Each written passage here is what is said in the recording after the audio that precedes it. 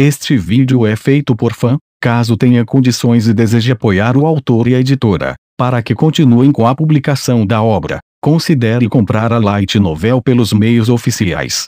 Capítulo 43, Prólogo. Relacionamentos são coisas engraçadas. São difíceis de cultivar quando você quer, e se desfazem tão facilmente. E então existem os relacionamentos dos quais você não pode escapar, mesmo se quiser.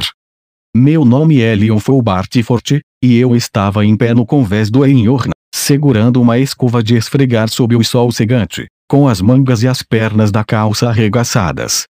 Como você pode ter adivinhado pelo nome da embarcação, a característica mais marcante do Enhorn era o chifre que sobressaía do seu arco.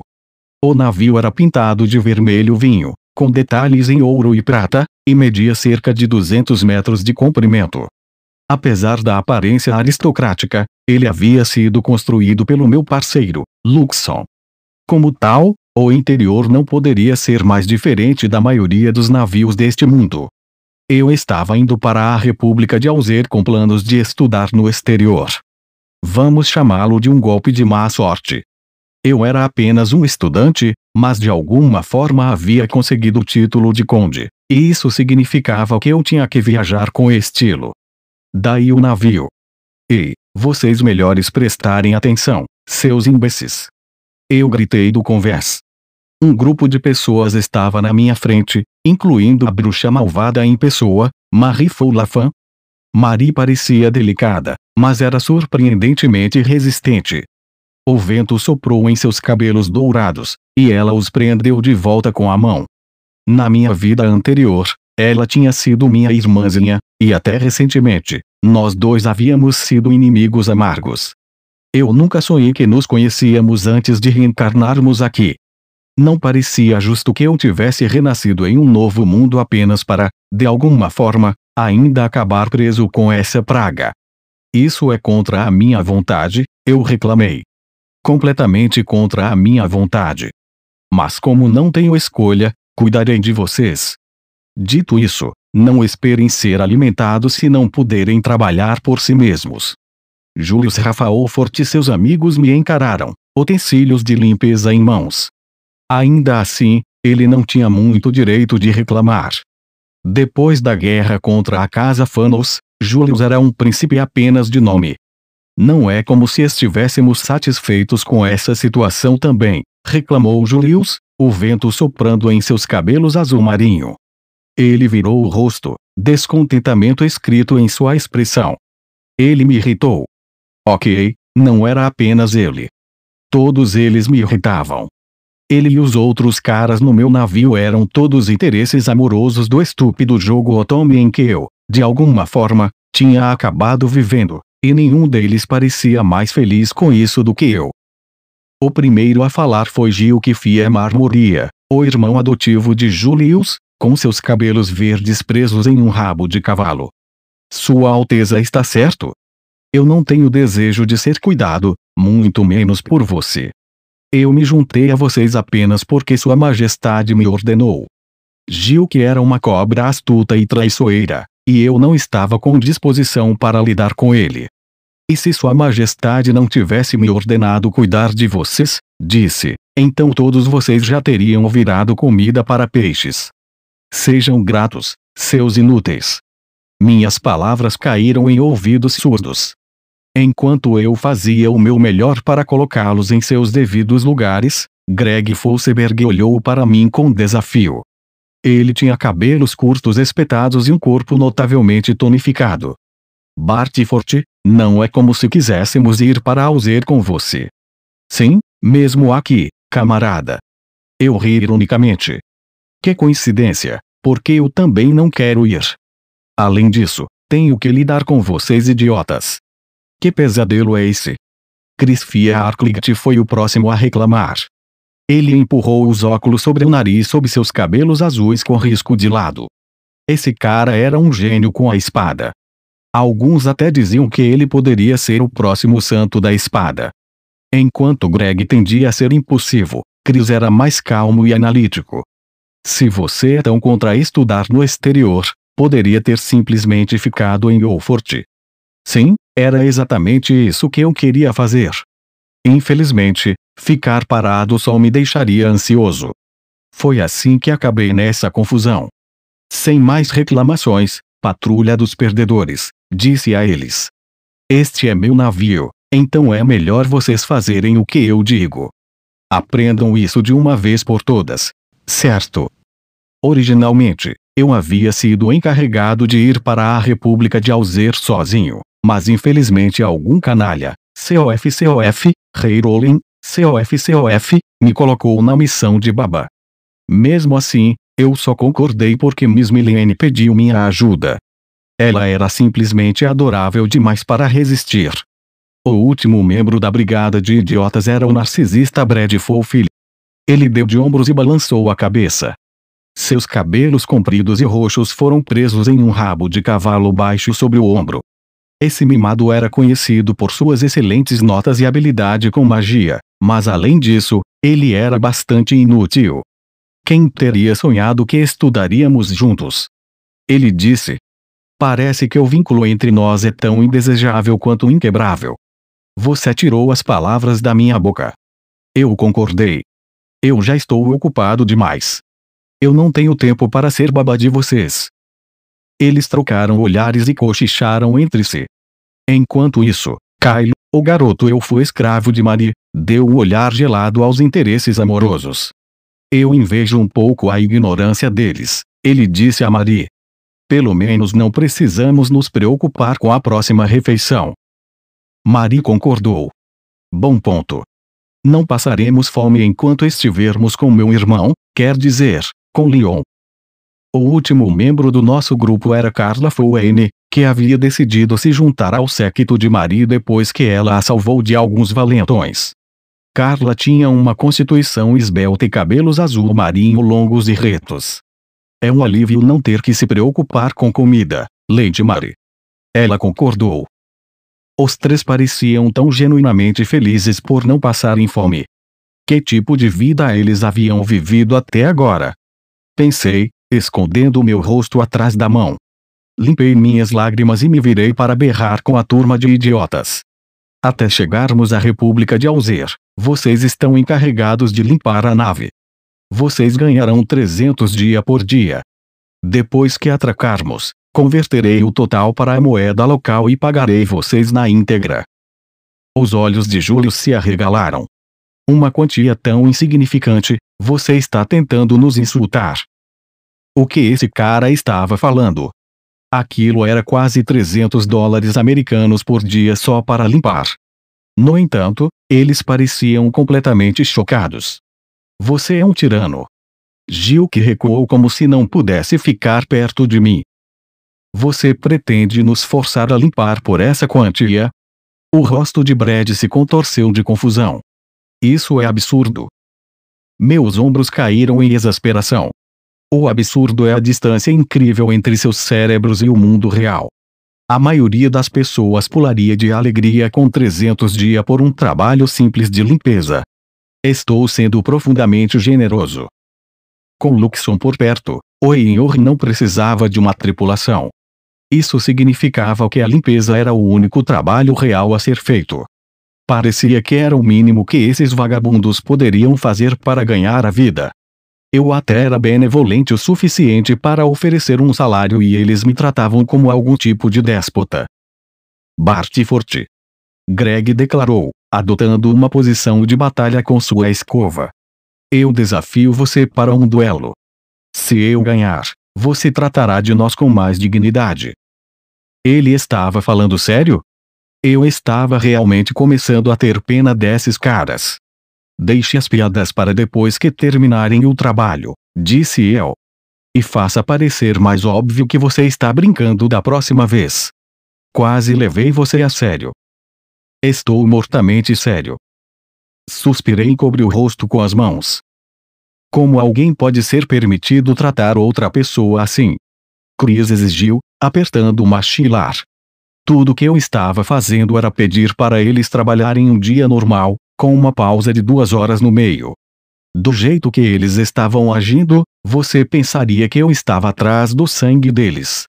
Vocês são realmente inúteis, eu reclamei. Enquanto eles me lançavam olhares furiosos, Mari já estava indo para dentro com um balde e um esfregão. Vamos lá, Kyle. Você também, Carla. Vamos acabar com isso. Parece bom. Kyle concordou. Este lugar já está bastante limpo. Acho que só precisamos arrumar o corredor e limpar os banheiros. Oh, eu vou fazer o banheiro feminino, Lady Mari. Carla ofereceu. Pelo menos eles pareciam estar de bom humor.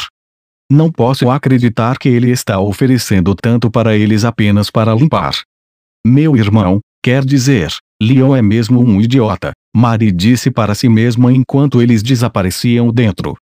Para alguém tão habilidosa em manipular pessoas, ela parecia ter muita dificuldade em manter as coisas para si mesma. Mesmo depois de ser encarregada deste bando de imbecis, eu achei isso meio cativante. O que é de errado comigo? Bartford. Greg gritou novamente. Eu exijo um duelo. Eu lhe lancei um olhar gelado antes de virar meu olhar para o céu. Como eu acabei preso com esses idiotas? E por que estou indo para a República de Alzer em vez de aproveitar meu noivado com duas mulheres lindas? Como eu poderia saber que este jogo horrível de Otome tinha uma sequência? Eu me pergunto como as duas estão indo, murmurei para mim mesmo. Ei! Greg gritou. Não me ignore. Eu dei as costas para esses tolos tagarelas e comecei a limpar o convés. Bartford. Oh, cale a boca, eu resmunguei. Vocês imbecis precisam calar a boca e começar a limpar.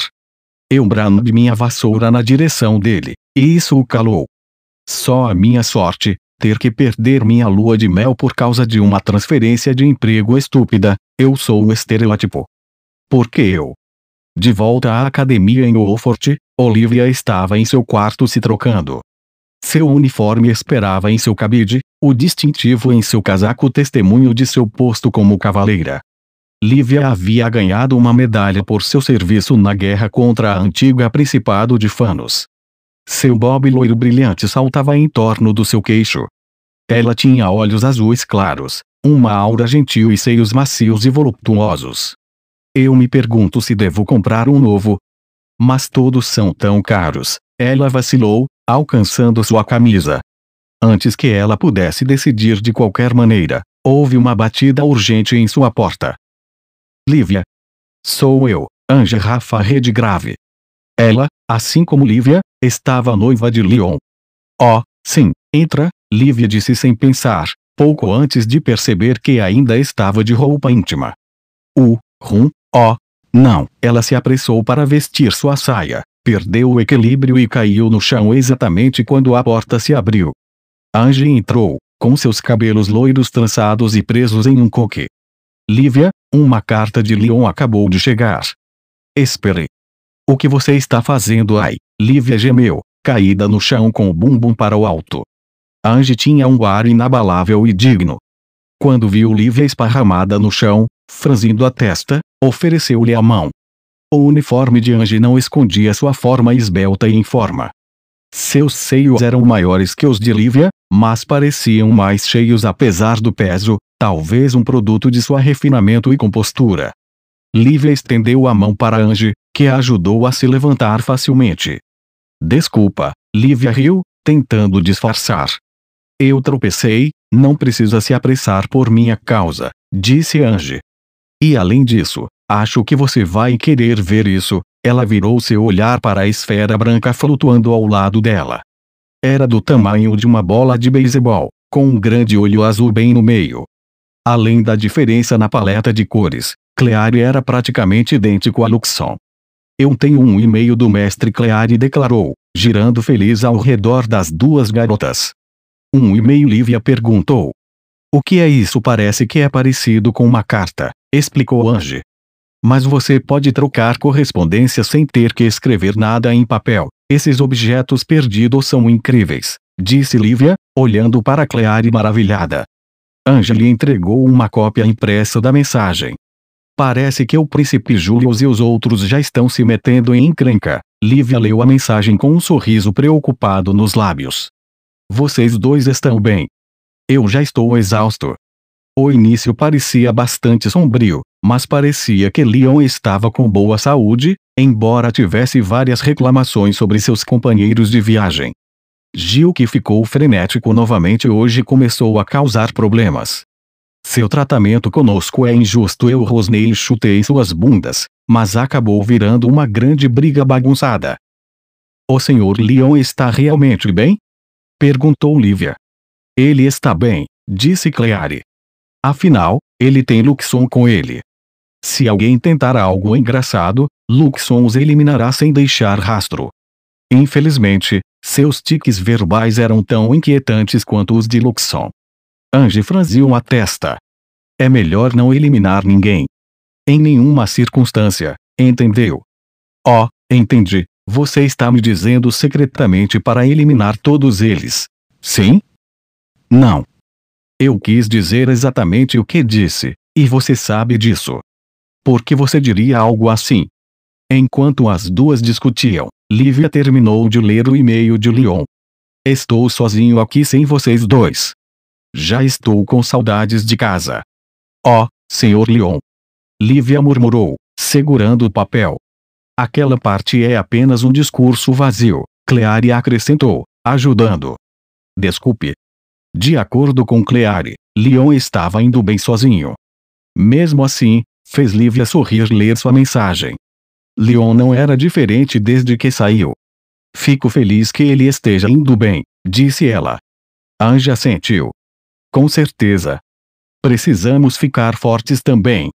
Falando nisso, você não deveria estar levando aqueles alunos bolsistas em um passeio pela academia hoje. Oh, meu Deus! Isso mesmo! Lívia gritou. Preciso me arrumar. Ela correu para vestir seu uniforme, e Angie foi rápida em ajudar. Clary observou as duas com seu único olho azul.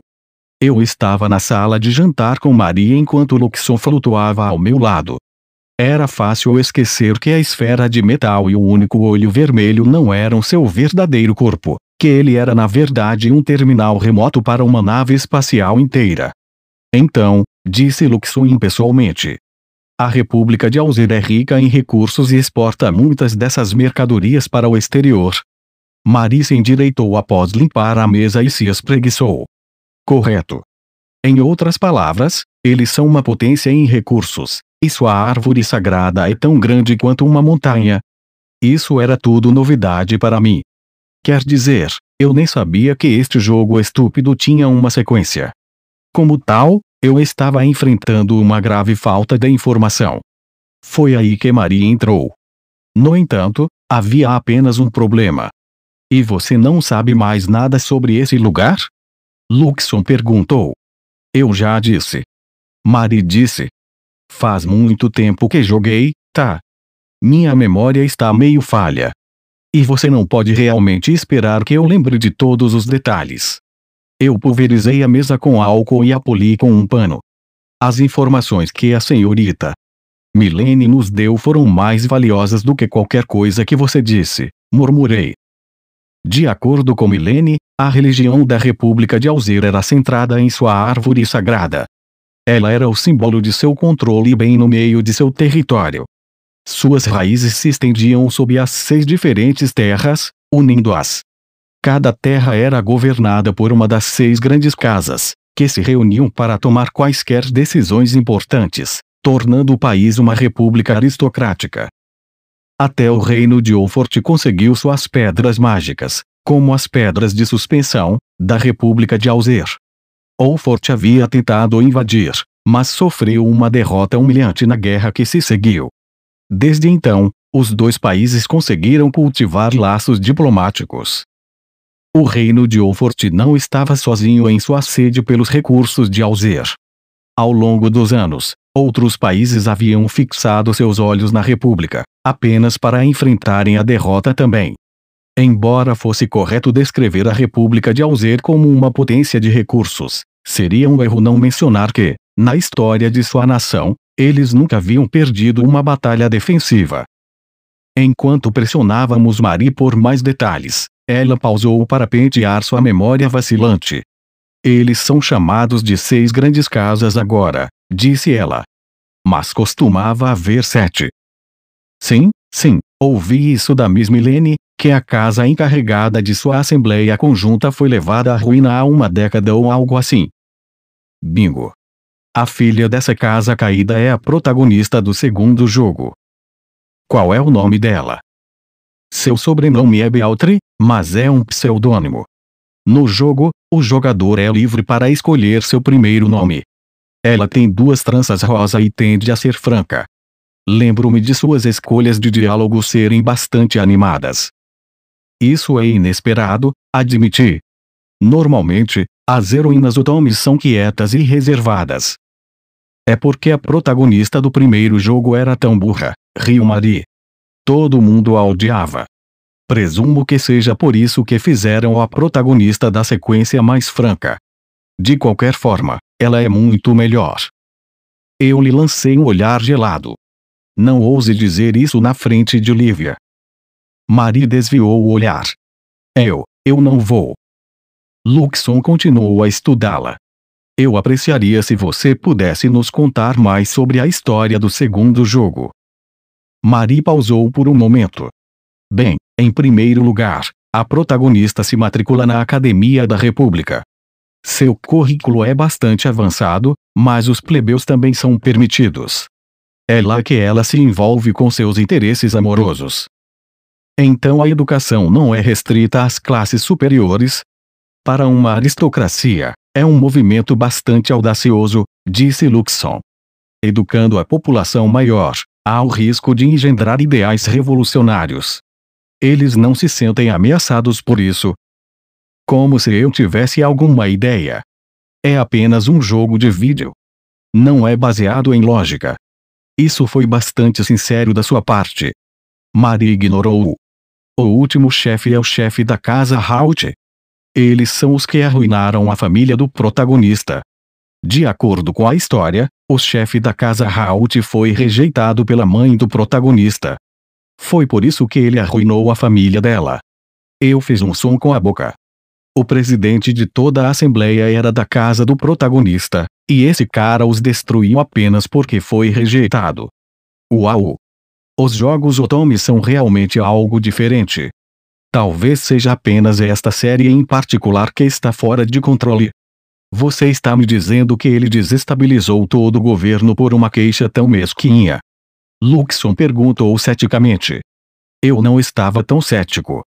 Estava ocupado rindo de todo o clichê da situação. É exatamente como o primeiro jogo, eu disse. Cara, todos os jogos Otome são iguais. O protagonista parece uma pessoa comum, mas secretamente possui um poder incrível e uma linhagem única. Eu estou certo. Seus jogos de namoro não são diferentes, Marie retrucou. Eles colocam uma arte diferente, mas a história nunca muda. Não os misture. Meus jogos de namoro são todos únicos, ok? Bem, eles parecem iguais para mim.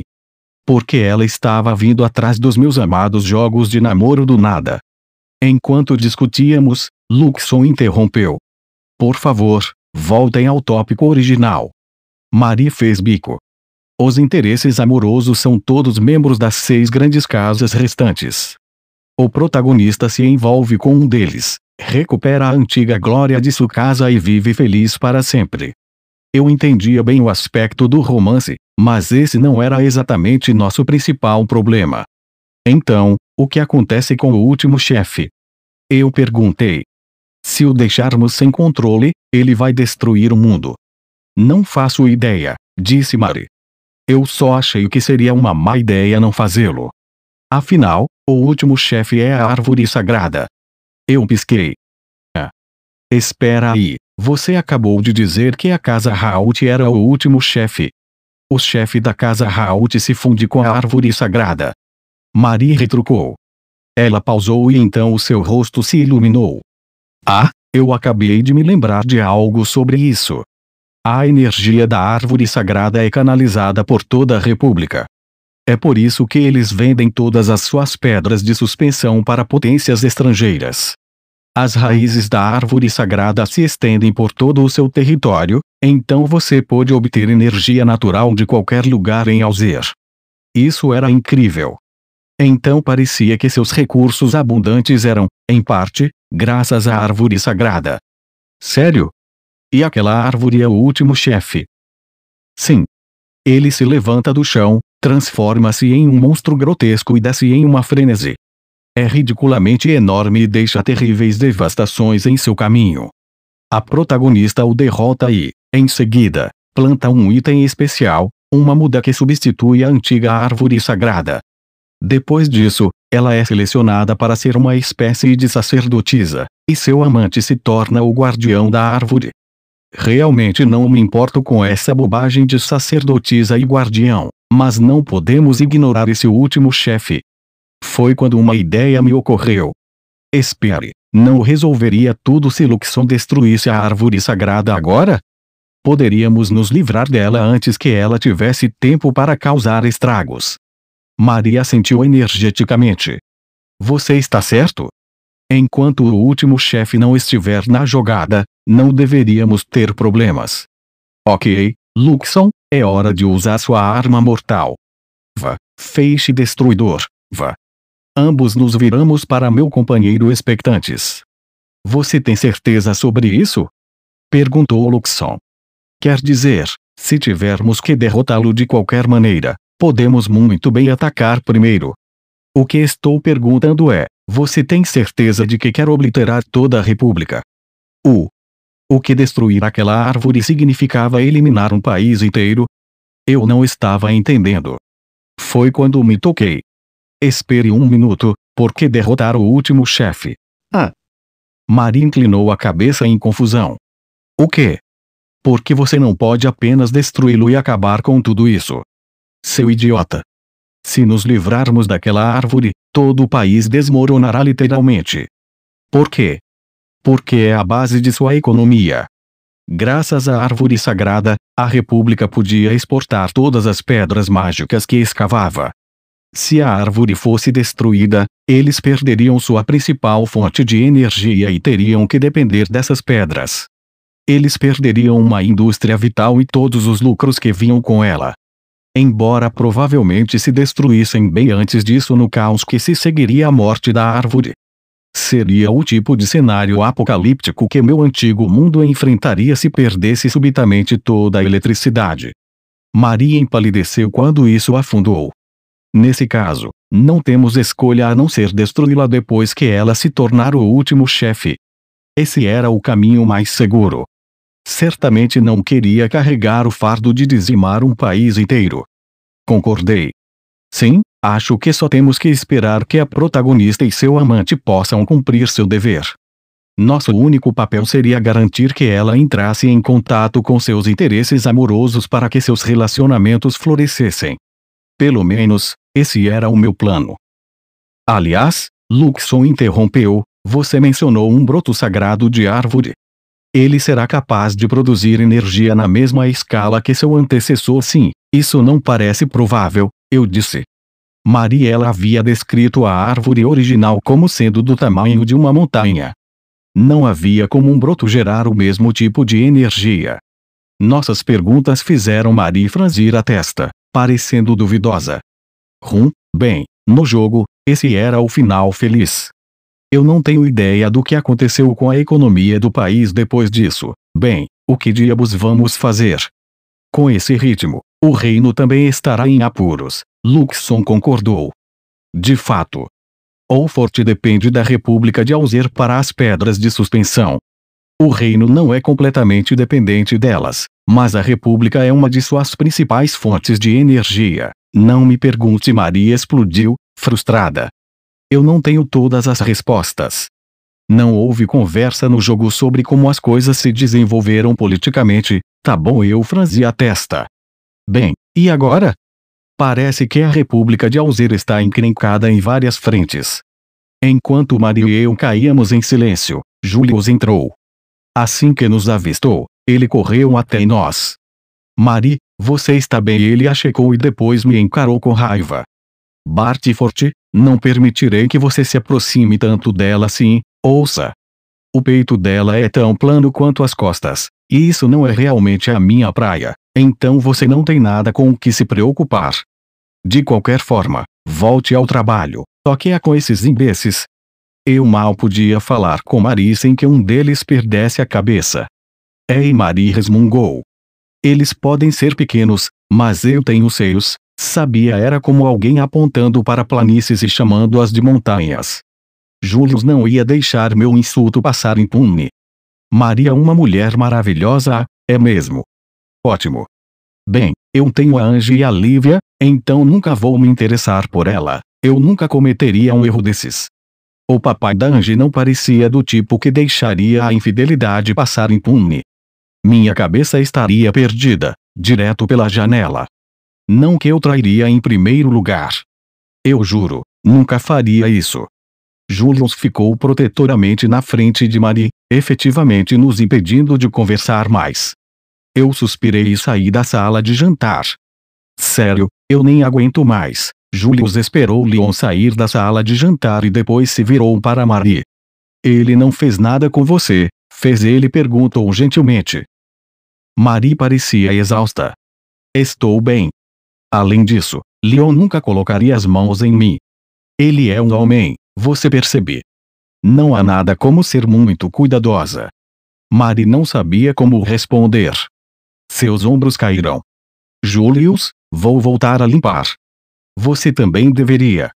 Mas espera. Marie cutucou suas costas. Apenas vá. Mas Marie, eu quero ficar com você. Nunca vamos terminar a limpeza desse jeito. Volte para sua estação. Depois de ser expulso da cafeteria, Julius se deparou com Luxon flutuando no corredor. Julius se encarregou de entregar uma lista de reclamações. Ei, seu mestre tem suas próprias noivas, então por que ele está se aproximando de Marie? Julius apontou o dedo para Luxon. Você melhor ficar de olho nele. Não me dê ordens, respondeu o robô friamente. Volte ao trabalho. Luxon geralmente era tão obediente a Leon que sua maneira brusca pegou Julius de surpresa. O príncipe abriu a boca. É eu. Luxon já havia voltado sua atenção para Leon, que estava caminhando pelo corredor com sua escova no ombro. Luxon, estou morrendo de fome. Vamos comer. Mestre, ainda faltam 45 minutos para a nossa pausa para o almoço. Quem se importa? Vamos pegar algo para comer. Ah, bem. Eu não tenho escolha. Luxon resmungou com as exigências de seu mestre, mas a natureza de seu relacionamento era inegável. Algo sobre isso irritou Julius. Qual é o problema dele? Sinceramente. De volta ao reino de Oxford, Lívia estava dando uma turnê aos estudantes bolsistas. Ela abraçou seu caderno de documentos no peito. Bem, acho que é tudo, disse ela. Vocês têm alguma pergunta? Embora esses alunos não fossem da nobreza, eles ainda eram em grande parte ricos. Como filhos e filhas de comerciantes ricos e afins, eles pareciam lordes e damas para Lívia. Embora houvesse alguns desajustados na mistura, alguns que haviam feito nomes para si como aventureiros. Todos eles tinham mais de 16 anos e alguns eram até mais velhos do que Lívia. Um deles levantou a mão. Lívia olhou por suas anotações pelo nome dele. Sim, Senhor Curtis. Curtis escovou suas franjas compridas para fora de seus olhos. Estou profundamente grato pela oportunidade de frequentar esta academia, disse ele com um ar confiante. Se eu puder, senhorita. Olivia, você está solteira? Alguns dos alunos reviraram os olhos enquanto outros riram. Curtis não parecia notar nenhum deles.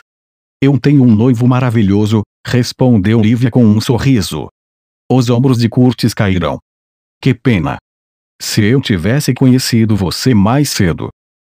Aparentemente, ele não era do tipo que perseguia garotas que já estavam comprometidas. Atrás de Curtis estava um garoto alto chamado Eren. Ele tinha cabelos castanhos na altura dos ombros e uma faixa para prender a franja. As mangas de sua camisa estavam arregaçadas e a parte da frente do uniforme estava aberta, expondo músculos tonificados. Nojento, ele pensou. Esses garotos ricos me fazem querer vomitar. Dito isso, seus olhos brilharam enquanto ele observava Olivia. O reino o havia convidado para frequentar a academia por causa de suas inúmeras realizações como aventureiro. Ele havia tratado tudo como uma brincadeira no começo, mas se matriculou mesmo assim, achando que seria divertido experimentar o estilo de vida estudantil. E havia uma razão muito boa para isso. Faz um tempo desde que fui para a escola. Posso aproveitar ao máximo. Esta é minha segunda vida e eu planejo me divertir à vontade. Assim como Leon e Marin, ele também reencarnou no jogo. Talvez eu comece mexendo com essa garota Olivia. Ela disse que está noiva, mas o que eu me importo? Ele direcionou seu olhar sombrio para ela.